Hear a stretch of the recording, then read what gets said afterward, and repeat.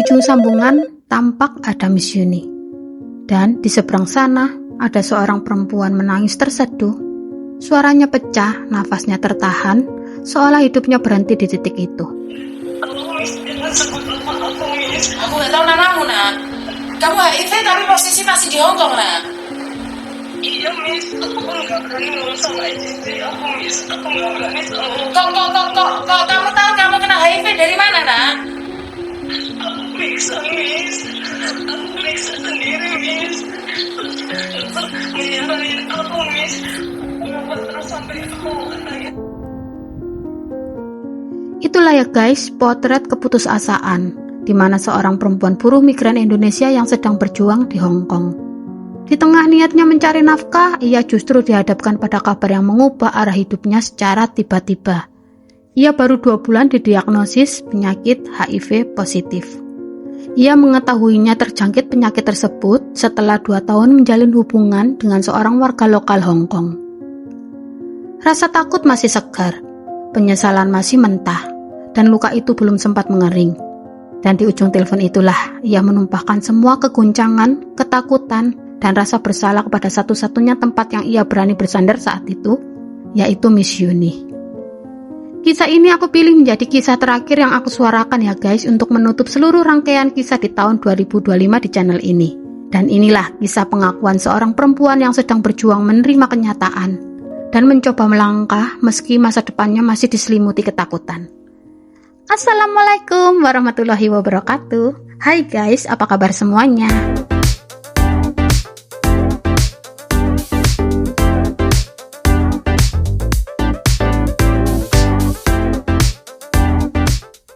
Kembali lagi di channel aku Ruth Fermiati, channel yang akan membahas semua rangkaian kisah nyata dari dunia pertikaian dan pertikaian seluruh penjuru dunia. Kisah nyata dari kalian wajib untuk aku suarakan, karena suara kalian terlalu berharga untuk dibiarkan diam. Disclaimer dulu ya guys, cerita yang akan aku sampaikan ini berdasarkan sudut pandang narasumber. Untuk kebenaran sepenuhnya hanya narasumber dan Allah yang mengetahui.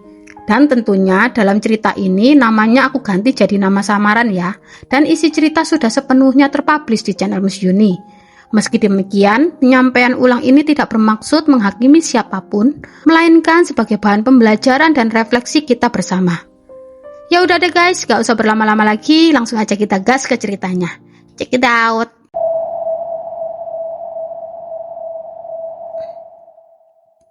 Alea Putri Sembawang, akrab dipanggil Alea. Ia pernah menjalani kehidupan pernikahan. Namun mirisnya, rumah tangga yang ia jalani tidak semanis cerita kebanyakan orang. Perbedaan pendapat dan cara pandang terus berulang, hingga perlahan menggerus keutuhan hubungan itu dan berakhir berujung pada perceraian.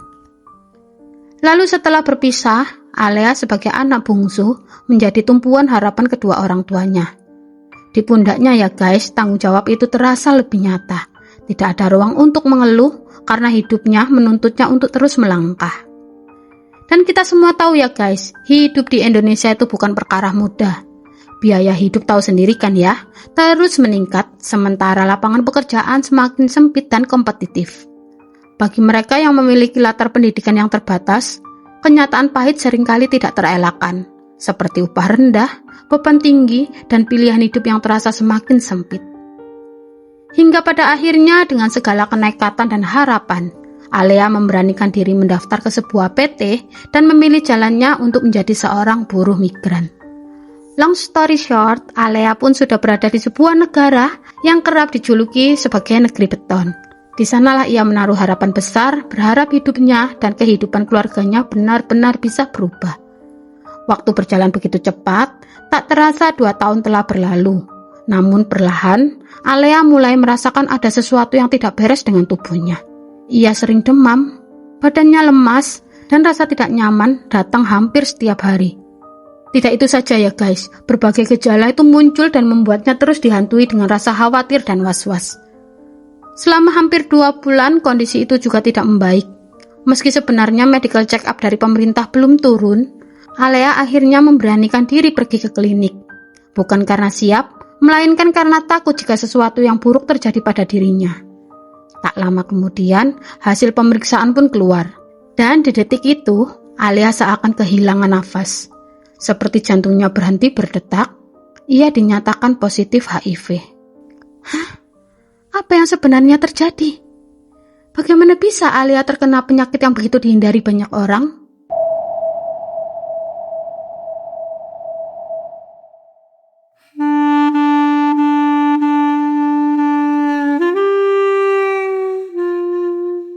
Awalnya, sebenarnya niat Alia pergi ke Hong Kong benar-benar murni ingin bekerja. Ia pergi ke negara beton hanya dengan satu tujuan, mengubah nasib. Keputusan itu juga lahir dari luka yang masih basah akibat rasa sakit hati karena kegagalan berumah tangga yang belum sepenuhnya pulih.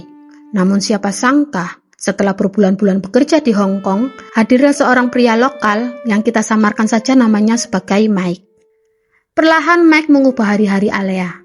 Jika sebelumnya Alia bekerja dengan hati yang kosong dan datar, kehadiran Mike membuat dunianya kembali terasa hidup. Seperti yang kita tahu ya guys, ego perempuan Indonesia itu kuat. Tapi Mike adalah sosok pria yang begitu pandai memperlakukan seorang wanita. Perhatiannya, cara bicaranya, dan sikapnya perlahan membuat Alia jatuh cinta tanpa Alia sendiri sadari. Dan di awal kedekatan mereka, hubungan itu tampak begitu normal. Tidak ada yang mencurigakan. Alia dan Mike menghabiskan waktu bersama saat hari libur Alia tiba. Mereka berjalan sambil bergandengan tangan, berbincang dan bercanda, makan bersama, lalu pulang. Seperti pasangan pada umumnya ya guys.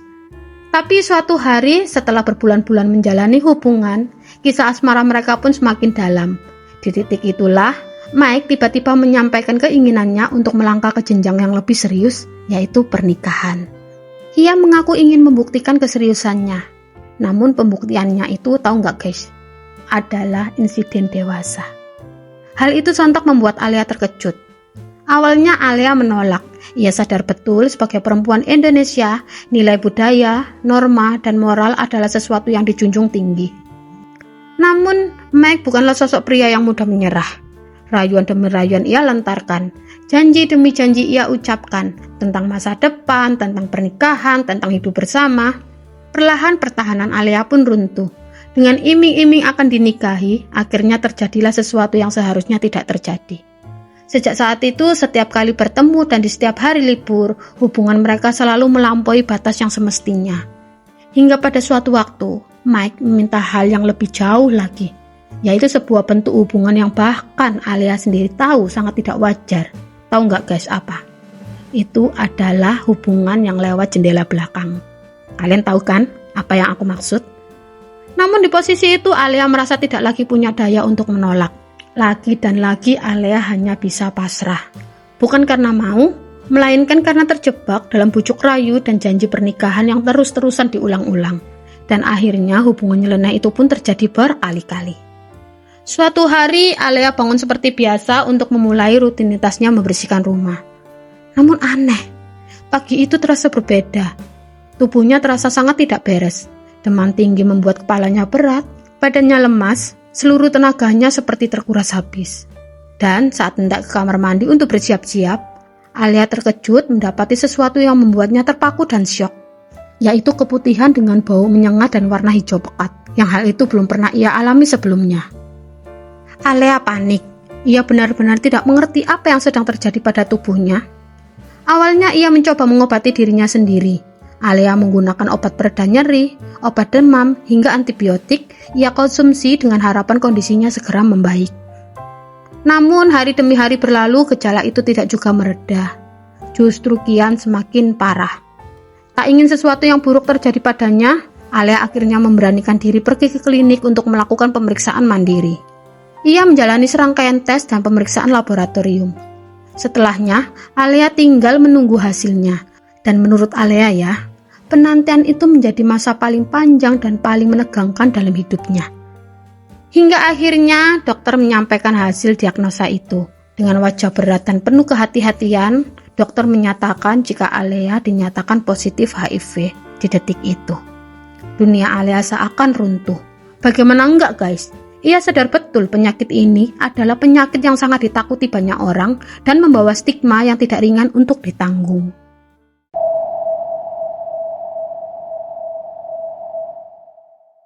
Sejak didiagnosis HIV, hidup Alia tidak pernah sama lagi guys. Semangat yang dulu ia genggam erat perlahan memudar. Hari demi hari Alia hancur, Alia terpuruk, ia tidak tahu harus bercerita kepada siapa lagi. Kepada teman, gak mungkin. Kepada Mike, lebih gak mungkin lagi. Sebab hingga saat itu ia masih percaya dan mengharapkan janji yang pernah Mike ucapkan, yaitu janji pernikahan. Lalu kepada orang tua, justru di sanalah ketakutan terbesar Alia. Bukan karena tak sayang ya guys, justru karena ia terlalu sayang, Alia memilih memendam semuanya sendirian demi menjaga kesehatan mental dan kondisi psikologis sang ibu yang sangat ia lindungi. Dalam kesendirian itu, Alia akhirnya mengetahui sosok Miss Yuni. Seseorang yang dikenal sering membantu para buruh migran yang terpuruk dan kehilangan arah. Dengan sisa tenaga dan harapan, Alia mencari kesana kemari.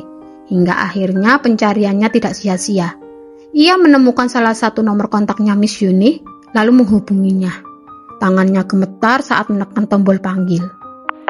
Nada sambung terdengar dan panggilan itu diangkat. Dan di detik itulah pertahanan Alia runtuh sepenuhnya.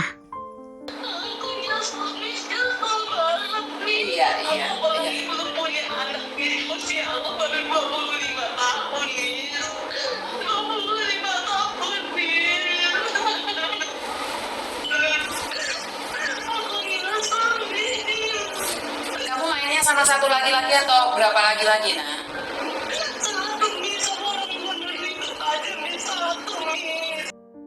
Dalam tangisnya, Alia menumpahkan semuanya, dari niat awalnya berangkat ke Hong Kong untuk mengubah nasib, hingga detik-detik ketika dokter menyampaikan diagnosa yang mengubah hidupnya selamanya. Seperti yang aku ceritakan di awal ya.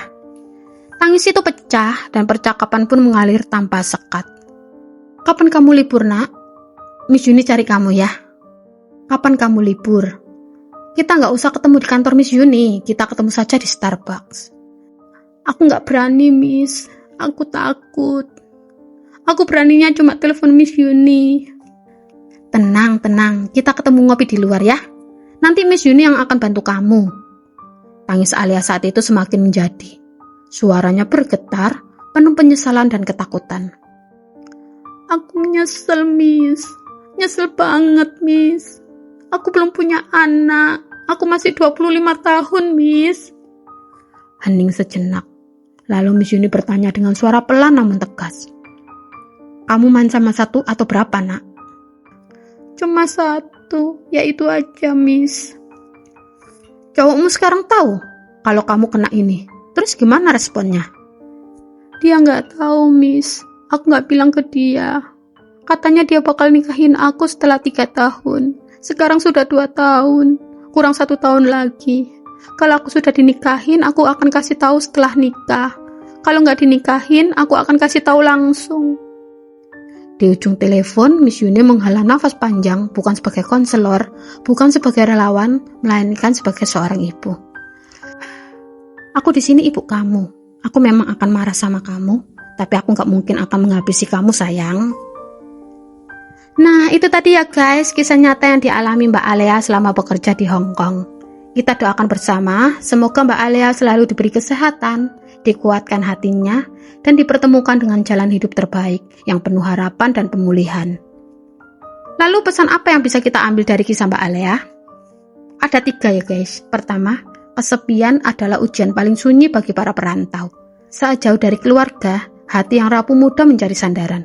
Dan disitulah kita sering lengah tanpa sadar, sedang mempertaruhkan masa depan kita. Yang kedua, cinta yang tidak dibarengi dengan tanggung jawab bisa merubah menjadi luka seumur hidup. Janji, perhatian, dan rayuan tidak selalu berujung pada perlindungan. Yang terakhir, untuk teman-teman migran dimanapun berada, tolong jaga diri kalian ya guys.